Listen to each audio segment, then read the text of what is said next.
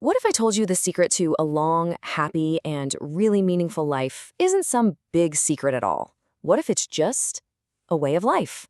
Well, today, we're going to take a trip to a pretty special corner of Japan to find out exactly what that means. So let's dive in. Okay, so check out this number. On the Japanese island of Okinawa, for every 100,000 people, you've got almost 25 of them living to be 100 years old or more. Now, to put that in perspective, that rate is way above the global average. I mean, this isn't just a statistic, right? It's a huge sign that something really, really special is going on over there. So naturally, this leads us to the big question: what on earth is their secret? And it's not just about what they eat or the nice weather they have. It's something much deeper. It's a philosophy that's just woven into the very fabric of how they live every single day. And our journey takes us to a specific place called Ogimi. It's this rural town that's literally known as the village of longevity. People there just seem to have this incredible sense of joy about them, and it makes you think there's something more going on than just good genes or healthy environment. And that's something more? Well, it all comes down to one single, incredibly powerful concept. It's called Ikigai, and this idea, it's the key to understanding everything about why they live so long and seem so happy. Okay, so what is Ikigai exactly? You hear this word, but what does it mean? Well, it's not just a word. Think of it more like a guiding philosophy. It's all about finding your reason for being. If we break the word down, it's actually pretty cool. You've got Iki, which means life, and Gai, which means something like to be worthwhile. So when you put them together, Ikigai literally translates to your reason for being. It's that thing in your life that gives you a deep sense of satisfaction and happiness. For the Okinawans, it's really that simple. Their Ikigai is the reason they get up in the morning. And get this, it's so central to their way of life that our whole Western idea of retirement, stopping work completely at 65, it basically doesn't exist there. They just keep doing what they love, pursuing their passions for as long as they possibly can. But having an Ikigai isn't just some abstract idea you think about. It's something you live through your daily habits. And interestingly, these same kinds of practices pop up in all of the world's blue zones. Those few special places around the globe where people just consistently live longer, healthier lives than anywhere else. And what's so cool is how simple and powerful these habits are. First, there's Hara Hachibu.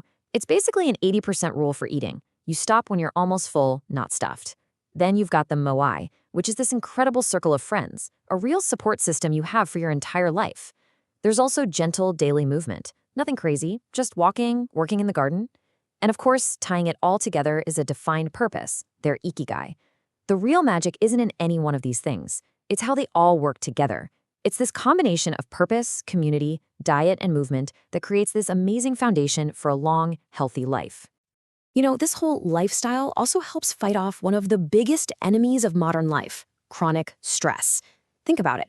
Our cave-dwelling ancestors got stressed out in short, intense bursts, like, running from a saber-toothed tiger. But then it was over and they could relax. Us, we're living with this constant, low-level drip of stress from emails, notifications, deadlines. Our bodies are basically always on high alert, and that constant state of tension actually causes our cells to age faster. It's a huge problem. So this all sounds great, but how do you actually experience your Ikigai day to day? Well, the key is getting into a state of mind that you've probably felt before, even if you didn't have a name for it. It's called flow. It's that feeling of being completely lost in what you're doing. Yeah, the psychologist who came up with this idea, Mihaly Csikszentmihalyi, described flow as that state where you're so involved in something that nothing else seems to matter. Time just disappears. You could be an artist painting, an engineer solving a tough problem, even a surgeon in the middle of an operation. Your ego kind of melts away and you just become one with the task. That is what it feels like to be living your Ikigai. And you don't have to be some kind of Zen master to get into this state. There are actually some pretty simple steps. First, pick a task that's challenging but not so hard that it's impossible. Second, you need a really clear, specific goal. And third, and this one is absolutely crucial, you have to concentrate on just that one single thing. And that last point brings us to a huge modern myth: multitasking. It's just not real. When we think we're doing a bunch of things at once, our brains are actually just switching back and forth really, really fast. And doing that absolutely tanks your productivity. We're talking by like 60% or more, and it makes getting into a state of flow completely impossible. Your brain just isn't designed to work that way. If you want to find your flow, you have to embrace single tasking. Now, what's really fascinating is that this Japanese idea of a purpose-driven life isn't just some unique Eastern philosophy. It actually connects really deeply with a universal human need, this search for meaning that Western thinkers and psychologists have been talking about for, well, centuries. The philosopher Friedrich Nietzsche put it perfectly with this quote, and this same idea was a huge part of the work of psychiatrist Viktor Frankl. The point is, if you have a why, a real purpose, you can get through almost any how, any challenge that life throws at you. And that right there is the very essence of Ikigai.